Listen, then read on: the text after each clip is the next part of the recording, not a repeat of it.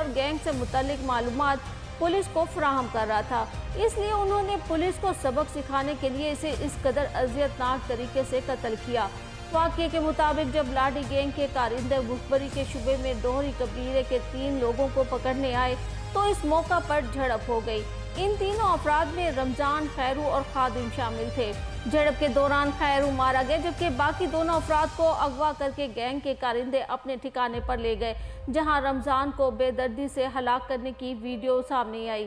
ڈیرہ غازی خان کا یہ لاٹھی گینگ گزشتہ 1 دہائی سے زائد عرصہ سے قتل، ڈکیتی، بھتہ خوری، اغوا اور چوری جیسی سنگین وارداتوں میں ملوث تھا۔ اس گینگ کے کئی لیڈر گزشتہ کچھ برسوں کے دوران پولیس مقابلوں میں بھی مارے جا چکے تھے، لیکن اب بھی ان کے 25 سے 30 کارندے مقامی لوگوں، پورے علاقے کی پولیس اور قانون نافذ کرنے والے اداروں کے لیے درد سر بنے ہوئے تھے۔